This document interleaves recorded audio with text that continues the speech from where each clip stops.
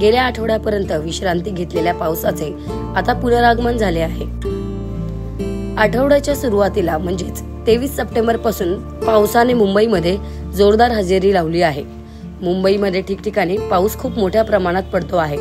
आज बुधवार म्हणजेच 25 सप्टेंबर सकाळपासूनच खूप मोठ्या प्रमाणात मुंबईमध्ये पाऊस पडतोय। याचा परिणाम आपल्याला वेगवेगळ्या ठिकाणी झालेला दिसतोय। तसेच मुंबईतील वाहतूक देखील विस्कळीत झालेली दिसते। पश्चिम रेल्वे, मध्य रेल्वे आणि हार्बर रेल्वेवर देखील पावसाचा खूप मोठ्या प्रमाणात परिणाम झाला आहे।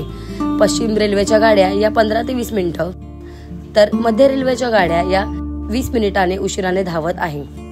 वाहतुकीबद्दल बोलायला गेलं तर मुंबईतील आपल्याला western express highway, Ghodbunder road आणि JVLR म्हणजेच जोगेश्वरी विक्रोळी लिंक रोड येथे वाहतूक विस्कळीत झालेली दिसते। उद्या सकाळी 26 सप्टेंबरला विजांचा कडकडाट आणि वादळ येण्याची शक्यता आहे असे हवामान विभागाकडून सांगण्यात आले आहे। हवामान विभागाने नागरिकांना सतर्क राहण्यास सांगितले आहे। 2024 मध्ये जून महिन्यात नंतर जुलै महिन्यात खूप मोठ्या प्रमाणात पाऊस पडला होता। त्यानंतर पावसाने काही काळ विश्रांती घेतली, पण सप्टेंबर महिन्याच्या शेवटी पावसाचे वाढलेले प्रमाण पाहून मुंबईकर खूप मोठ्या प्रमाणात हैराण झाले आहेत। या पावसामुळे अनेकांची गैरसोय होत आहे। मुंबईसह ठाणे आणि नवी मुंबईकरांना देखील हवामान खात्याने सतर्क राहण्यास सांगितले आहे।